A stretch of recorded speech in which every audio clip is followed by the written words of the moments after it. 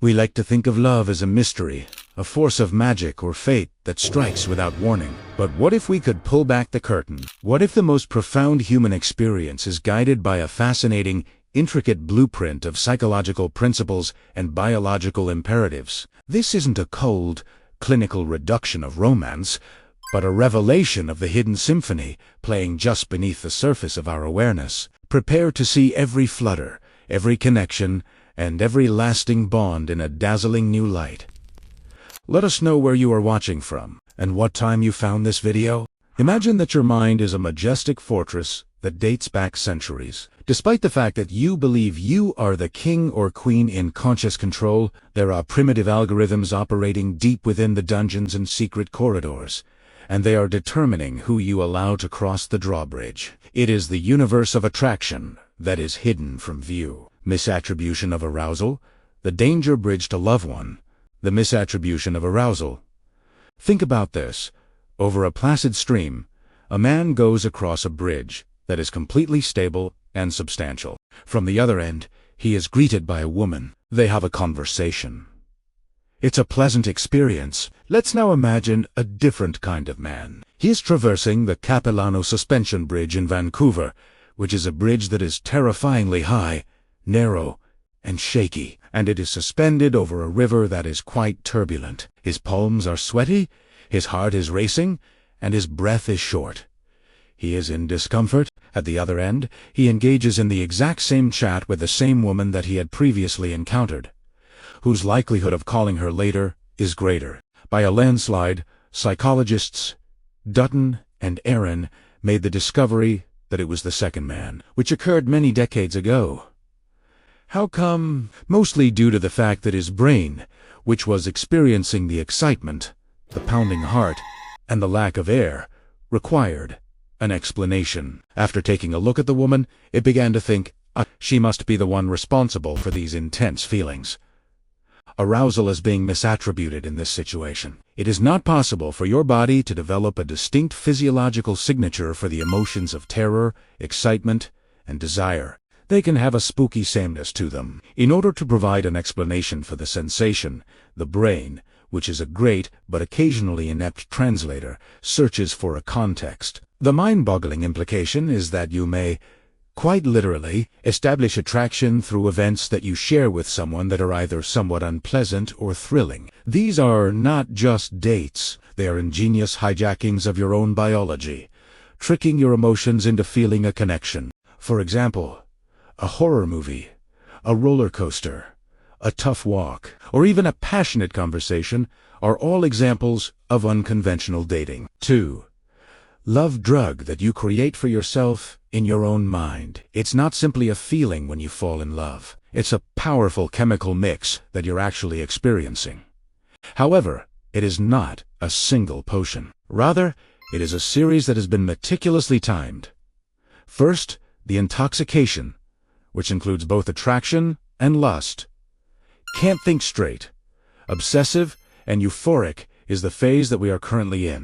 Your brain is flooded with dopamine, which is the reward molecule, and the same chemical that is activated by cocaine, which makes you feel wonderful. Additionally, your brain is flooded with norepinephrine, which enhances attention, energy, and sleeplessness, which allows you to text at 3 in the morning. There is a significant decrease in your serotonin levels, which is similar to the patterns that are observed in obsessive-compulsive disorder. As a result of this, you are unable to get them out of your thoughts. Biochemically speaking, you are experiencing a tiny degree of illness, and it is a lovely feeling. Glue attachment.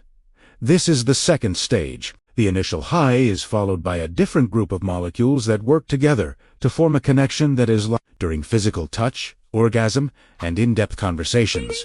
The hormone oxytocin, also known as the cuddle hormone, is released. At the same time, it fosters feelings of bonding, calmness, and trust. Through its interaction with oxytocin, vasopressin facilitates the formation of long-term bonds and protective actions. One of the most mind-boggling implications is that the spark of new love is, in part, a lovely mental disease that is only fleeting. It is a completely different and more stable neurochemical state to be in a long-term relationship because of the profound and secure love that it brings. It is our purpose to first become inebriated and then to become glued. 3.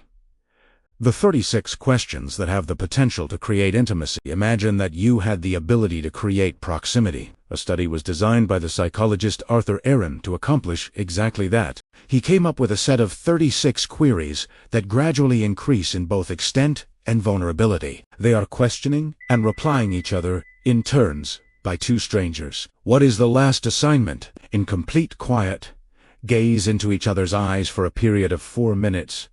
What is the end result? Quite a few of the individuals reported experiencing intense feelings of attraction and connection. In the end, some of them found themselves wedded. One of the most mind-boggling implications is that intimacy is not a mystical spark that either exists or does not exist. Self-disclosure that is reciprocal and increases in intensity naturally results in this. When we confide in people and when they confide in us, we feel a sense of closeness. A significant ritual for bonding is the act of sharing your concerns, experiences, and desires with another person, and having those things acknowledged by them.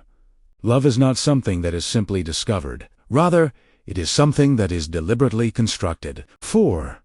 Your nose is aware that the chemistry of pheromones, which is very silent.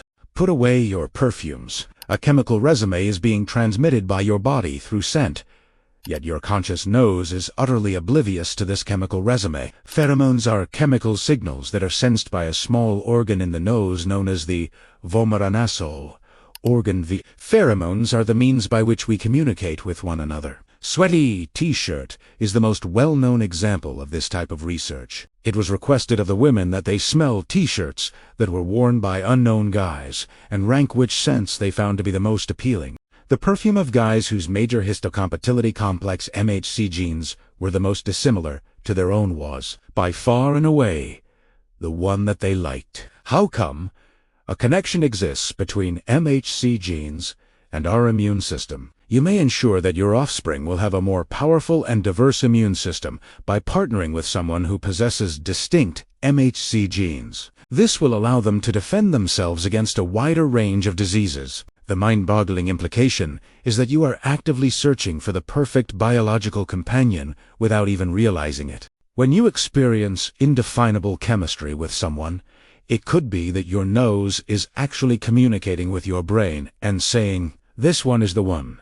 They have an immune system that is a wonderful complement to ours. Compare and contrast the fallacy of you, complete me, with the reality of you, amplify me. People are told by popular culture that we are two halves that are looking for our other half. According to psychological research, this is not just inappropriate, but also potentially harmful. Even the healthiest and most magnetic individuals do not look for fulfillment in another person. Rather, they look for mutual amplification. The self-determination theory provides the foundation for this idea. Our core psychological needs: autonomy, the feeling that we are in control of our own lives; competence, the feeling that we are good at what we do; and relatedness, the feeling that we are connected to others, are fully satisfied when we experience the greatest levels of happiness and fulfillment. The suffocation of autonomy and competence is the result of a toxic relationship. Their impact is magnified by a spectacular one. They build an atmosphere in which you become a more lively, capable, and whole version of yourself, and you do the same for them. Your spouse does not complete you. Rather, they create an environment in which you become one. One of the more mind-boggling implications is that the objective is not to find someone to live for, but rather to find someone to live with in a way that will make both of you stronger. It's not just about the initial chemistry between two people. Attraction is about the ever-present magnetic pull that you experience towards someone who makes you feel more like yourself. Revelation of the last word. The question is, what exactly is love when viewed through the lens of psychology? Primitive errors, chemical cascades, and subconscious computations all come together to form a symphony from this. It's your brain misunderstanding a rickety bridge. Your neurotransmitters orchestrating passion and then dedication. Your nose conducting a quiet, genetic interview, and your deepest urge for growth, finding a companion in the adventure. All of these things are happening simultaneously.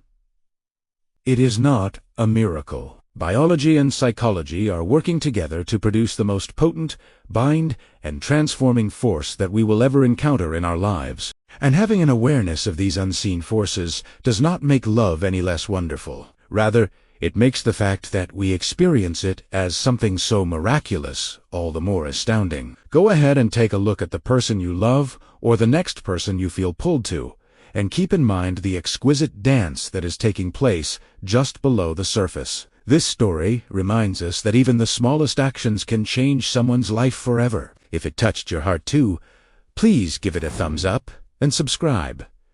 Your support helps us share more powerful stories like this one.